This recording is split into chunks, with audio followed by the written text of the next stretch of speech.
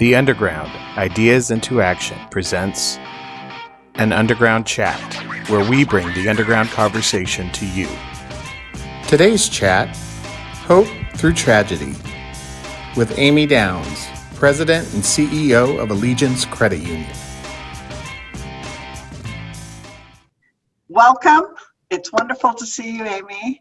Tell us about how your family's doing and how the credit union family's doing. Well, my family is doing pretty well. It is definitely an interesting season, particularly for my son. He's in college and he is a junior. He plays in the band, the Pride of Oklahoma.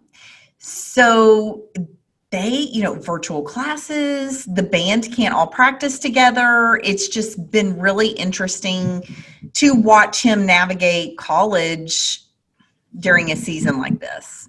And yeah. So is he home or is he actually? No, he is at an apartment on campus. And so, yeah, but it is definitely something. And I think we all know, somebody who has had a child who graduated in the spring and they weren't able to have graduation ceremonies. So, I mean, everyone in every industry, segment group, like we all are having challenges that we're all having to navigate through that are disappointing, honestly, like disappointing. Life moments that are disappointing. It's the day-to-day stuff that we're navigating pretty well, but as you look back over the life moments, graduations, weddings, unfortunately, when people are passing away, things that we would normally all be together. Yes, I have a coworker who lost her daughter this week, and she's like, I don't know what we're going to do. We can't have a funeral. I mean, it's just the heartbreak of some of these things, from just the disappointing to all the way to the, people losing their lives. And it's just, very difficult. Very difficult time. Mm-hmm. And probably one of the reasons or for me, the exciting part about getting to know you is how you've navigated your life, how you've been able to bring hope to, thousands of people, and more importantly, your journey itself. So can you tell us a little bit about your journey and how you were determined not to be a victim and what that meant to you? Sure. So I started at my credit union almost 32 years ago. So yes, I was one of the junior high at work school program things, of course. So anyway, I started out as a teller in the 80s. And, I really never saw myself as having a career at the credit union. Did anybody? I just want to know. I want to meet somebody one day who says, yes, like I was in high school and it hit me. I want to work for a credit union, because I haven't met that person. It's like we're all accidental in this industry. My skill set at that time was that I had flunked out of college because I couldn't pass the math class. And it was not even the legitimate math class. It was the remedial math class that you take to actually be able to take the real math class.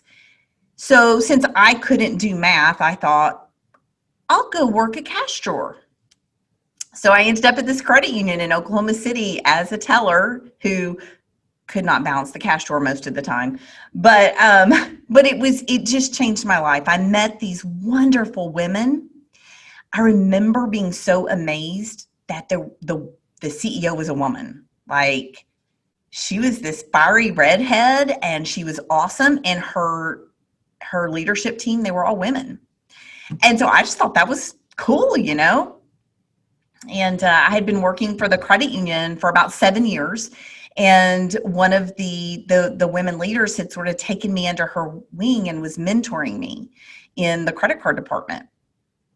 And April 19th, 1995, everything changed because that is when a bomb went off that killed 168 people in Oklahoma City in the federal building. It was the first act of domestic terrorism in the United States.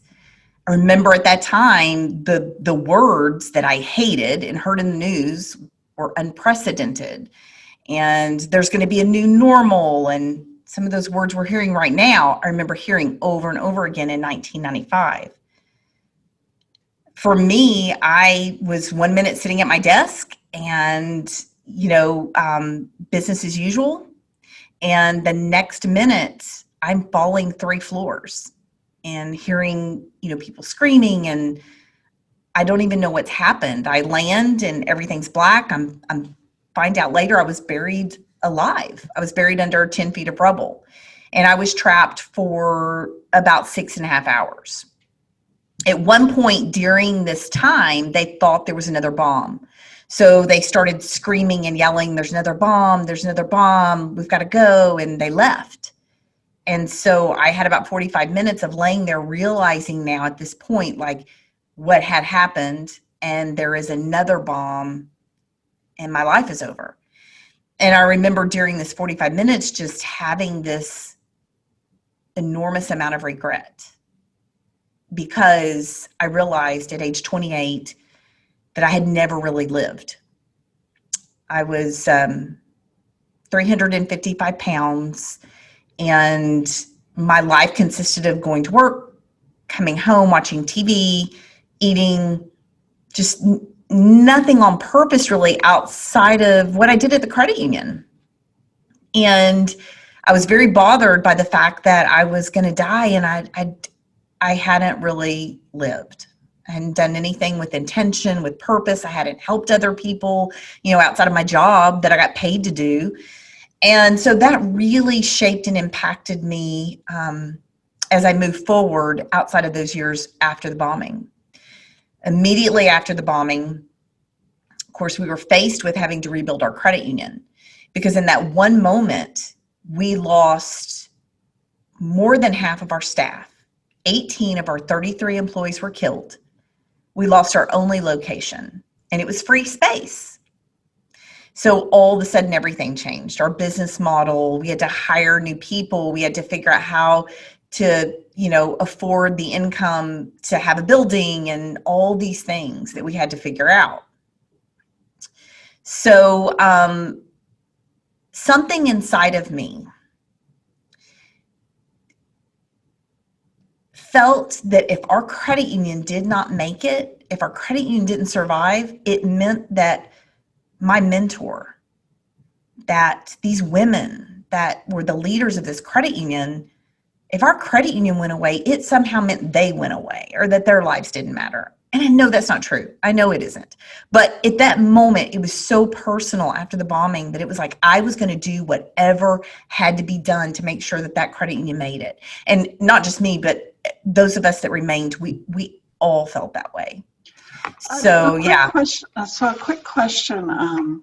As you were going through that, it was not only your staff and the people around you, but it impacted a significant number of members as well in the building. So you had to really come together, join hands, and kind of rebuild together. Is that accurate? Absolutely. And out of the 168 people that were killed, somewhere around approximately 100 of these people, they had accounts at our credit union. So another reason why it was so important to open back up as quick as possible, which we opened 48 hours later, was because all of these families needed to bury their loved ones. So they needed access to their money. And then so many other people were injured, and we needed to be able to be open so that they could get to their money, and it was a time. I remember members coming in and just hugging and crying and just wanting to talk about their favorite loan officer, or whoever it was that they cared about. And it was a time where it was tragic, and it was filled with grief, and it was horrible, absolutely horrible. But it was also a time where community came together. Credit unions came together and people came together to help us. I remember before the bombing thinking that really large credit unions, they were just like a bank. Yeah, I was one of those people that talked ugly about the big billion-dollar credit unions because, oh, they're not really a credit union because they're so big. Well, who came to our aid? The really big evil credit union in town offered us free space inside their building to take over their mock teller training area as our own. So we opened up 48 hours later Wow. in another credit union's office. Like, do you ever see banks do this? And that's how we were able to open up. And we had credit unions all over the United States. We had one credit union, Fort Knox Credit Union, actually flew a team of people to our credit union to work because they were on the same core operating system. It was amazing. CUNA sent counselors. I mean, it just, people came together to help us. And in Oklahoma City, the community was coming together as well. So it's kind of like I look at what's happening now and we see all of the distress, the social distress, but then you see people, credit unions coming together to help. You know, you see, yeah, there's some bad stuff going on in our world right now, but people helping people. And if you look, that's what you see in our credit union environment now, or you will see people helping people. That's exactly where I wanted to go, because you have in your journey been through a horrific situation, and then what it took for you to rebuild and to, get your life in the shape that it is today. You're the CEO of the credit union today. You've been there to support the people throughout their lives. Now, how do you compare, if you will, what's taking place in our world today? And how do we start to, if you will, take those issues and turn them into opportunities? Well, I think the first thing is we have to go back to who we are, and we're people helping people, right? So we have to realize that our credit unions, we cannot bury our heads in the sand on the social issues and also the issues of pivoting to serve our members.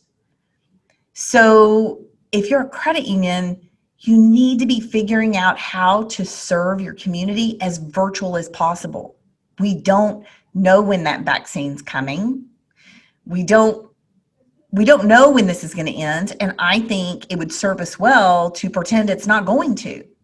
And, thank you, Lord, hallelujah, when it does end.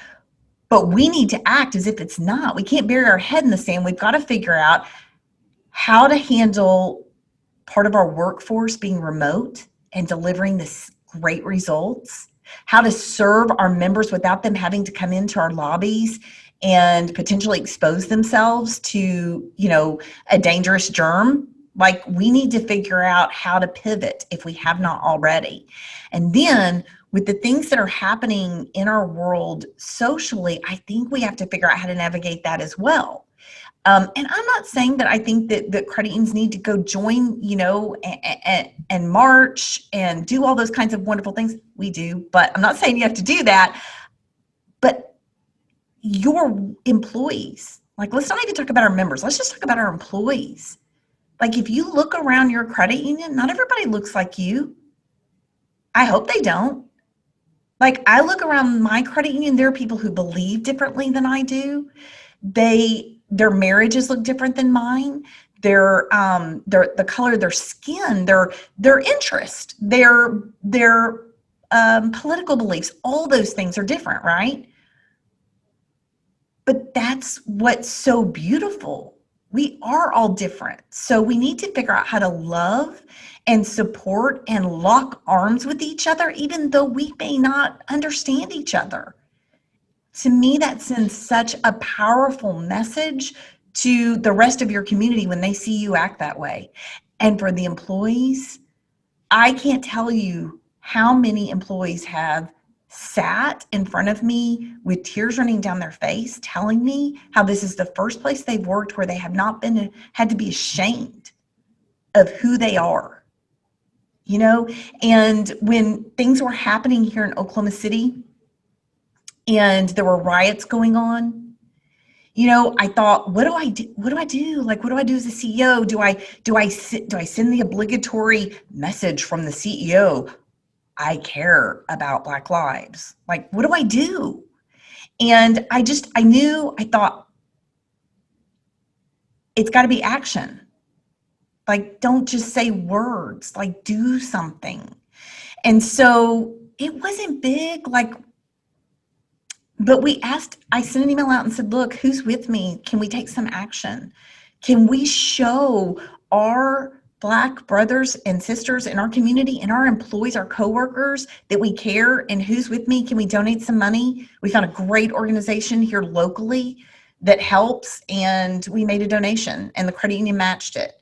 And then we gave all the employees a $25 check and said, hey, spend this in our community. Here's a list of Black-owned businesses. It'd be great if you spent it there. And then we also, at another time, gave a $25 check and said, hey, let's help a local restaurant who's struggling right now.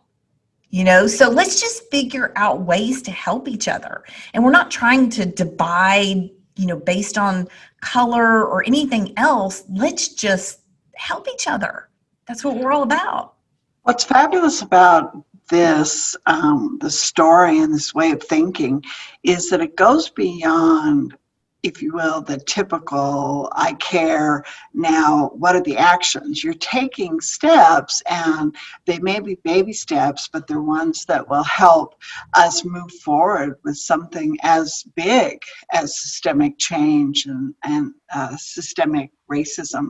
I was also thinking that it's also the feeling of hope. I'm actually empowered. I'm actually out there doing something, rather than all of this craziness that's going on in our brains with how can we make a difference. And I wanted to share something with you with the thought process where you're going. A couple of years ago, well, it's been a few years ago now, when the Las Vegas massacre happened and we had the shooting. It was something that, first of all, we were very worried because it was our community and our friends and family and things were at the concert. So you go through that feeling of helplessness, and you go through, I want to help, and we try to be proactive. From an organizational standpoint, we sat down and we said, we do a lot of business resumption planning, but we don't necessarily do social disaster recovery planning. And so it was a kind of a pet project for us to dig into and say exactly what you're saying, like, what is the process and do we have a role? And I remember conflicting feelings back there that we're a financial services organization, we're a credit union. Do we have a role in this? And you've just helped me with that, if you will, validation that we are of the people. And our purpose is to bridge those gaps and to engage our employees as well as our members. Thoughts on that? Well, you know, it's a fine line, right? So because you want to serve all your members. And by serving all your members, that means your members have differences of how you need to be spending credit union money and what you need to be doing in your role. And we're a financial institution. So I do think there is a line to walk there. And so while there may be some things that I don't maybe feel comfortable taking a side on, if you will, or a political view or standpoint on social media on behalf of the credit union, okay, that doesn't mean that with our family, our employee family, that I can't stress that we're inclusive. And this is what that means to us. And that I can't make sure that I'm sending a message from an employee culture standpoint, even if maybe I'm not going to take out an ad in the paper and let everybody know what our credit union stands for. So I do understand that some credit unions have to think about how their membership is perceiving their involvement. And I think there's no clean answers to that. I think every credit union is different. Every credit union is unique, and their membership that they serve is unique. So absolutely, 100%. And I think that is another distinction that people don't realize between a credit union and a community bank or a national bank, is the fact that credit unions do serve a segment, if you will, whether it's geographic, some are community, but it comes back to a segment of people that you're serving. And so you've got to be very cognizant of the impact there. I do believe that what you said earlier is the mantra, if you will, though, the idea that when others step away, credit unions step in. And it doesn't really matter what size of an organization or really what the issue is, credit unions are there to support their members and the people, even beyond the members. So if you were to challenge us and possibly consumers, members, what would you say to us that would have would be defining at this time in history? Small question. Well, you actually let me know you were going to ask this question, and it was funny. I had an answer I was going to give you, and then I've changed my mind. So because I think this is a little heavier than I realized. I nearly died, and I had some time where actually my reality was I'm getting ready to die. So I did have life flashing before my eyes experience. And I can tell you, in those moments, I wasn't thinking about what I owned, my job title, how much I weighed, like all the things that sometimes we consume our bandwidth in our brain over. I didn't care about any of that stuff. When I thought my life was over, I wanted to know, what have I done to make a difference? How have I served? Like, what have I done with my life?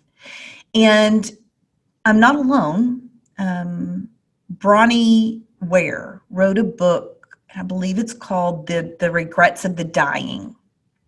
She was a hospice nurse, I believe, and did research of the patients to find out what their regrets were of the dying. And the number one regret was living a life not true to yourself. It was not living the life you should have lived. And so I just got to say, at some point, it's very likely, the data suggests that one day you're going to look back on your life, and there's a good chance you may be looking back on your life with regret over how you lived it. So think about that. If you have a chance to influence, to impact your community, yeah, maybe you can't come out on behalf of your credit union and wage a war on social injustice, but maybe you can. Or maybe it's done inside with your credit union employees. Maybe it's one-on-one with people you meet and your friends, and whatever that is, there is something you can do, because hope is a verb. And I believe hope means it's on you to take action. Hope isn't just a wish out there, so we use it like a wish, I hope that all this stuff will resolve. No, hope means there's a goal and there's a pathway, and you have agency over that pathway to get to that. That's actually real hope. And so hope is a verb. And I believe really strongly about that. In fact, I wrote a book. How's that for a segue? I wrote a book called Hope is a Verb. So there you go. Yes, I love it. And how can people get it? Where can we go to get the book? Where all wonderful things are, my desk drawer. No, where all wonderful things are, Hope is a Verb, on Amazon. So that's wonderful. That's wonderful. And I was reminded of the idea of maybe you don't appreciate life to the extent that you can until you've experienced death. Mm-hmm. And that's something that I learned as a when I first left for college as a teenager, my boyfriend was killed in a motorcycle accident. And I remember the anger and I remember the things that I went through at that time. But now, looking back over the many years, I realized that it awakened me to life. Yes. It truly added a dimension to my life that I think I live every day. I literally think about my gratitudes, think about what I want to accomplish. So thank you for bringing up that memory. I was sitting here with chills, a little touched. Yeah. So 2 action items. What do we need to do? All right, 2 action items. Okay, this may sound a little silly. All right, I'm just going to warn you. We're going to switch from heavy to silly. There are 2 things you can do that I believe very strongly in. And one is a magic wand and one is a magic marker. Okay. Now, I learned this from the previous CEO of my credit union. She's a very smart, very sharp woman. She asked me the question one day, talking about the credit union, like, look at all the stuff we're facing at our credit unions, you guys. We don't know what the delinquency is going to be like. We don't know what the economy is going to really be like. She said, if you had a magic wand, what would you do? And that sounds silly, but it's not. Start trying to answer that. It's difficult because you want to start immediately trying to answer the how. And she's like, no, don't answer the how. If you had a magic wand, what would you do? And so that might be something really flippant, like, well, yeah, I'd turn into a virtual credit union and I would be the DoorDash credit union and deliver it to your door. I don't know. Okay. So the next thing in this is get out your magic marker and say, okay, given your current situation, your current limitations, current budget, all those things, given that, what is one thing you can do to move toward that picture of what you just said was your magic wand thought? What that does is it prevents you from being a victim because it puts it back on you. What is it you really want? And once you identify what you really want, whatever that is, whether that's something personal, whether it's like for me, I want to do an Ironman. That was one for me one day. I want to do an Ironman, which sounded ridiculously crazy, or 355 pounds, like you have bad knees. How are you going to do an Ironman? Well, okay, I'm going to get out a magic marker and write down what are the steps that I can do to move toward that direction. And yeah, in 2017, I became an Ironman. So it starts, the act of writing it down. I joke about the magic marker because, it fits magic wand, but writing it down makes you 42% more likely to actually achieve it. So figure out get clear, get your magic wand out and get clear on what it is you want, whether it's what you want for your credit union, what you want to fix the social injustices you see, or what it is you want to do to just fix your own self. Like, get the magic wand out and start writing down the things you can do, because you really can have control over your future. You just have to take action. Amen. There you go. I think that it's a wonderful way for us to wrap up the session. And I'm going to, one of the things that I do quite often is I'll buy a book to give to some of my board members and share it. And I just want you to know you're going to see a little spike in sales with your book, because I believe that the message and the way you just tied in the idea that hope is not a passive statement, or it's a verb, and the idea that we need to take these steps to make a difference, even when they seem like they're overwhelming. And I'm also very interested in the idea of having CEOs do the exercise you just mentioned. So good for you. It's also good to ask your staff, because they'll tell you. If you say, oh, if you had a magic wand, what would you do? It's amazing how that, like, all of a sudden they'll start telling you.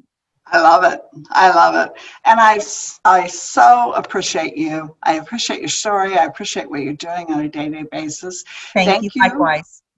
Thank you for your service, and thank you for being part of this. Okay. Thank you. All right. You take care. All right.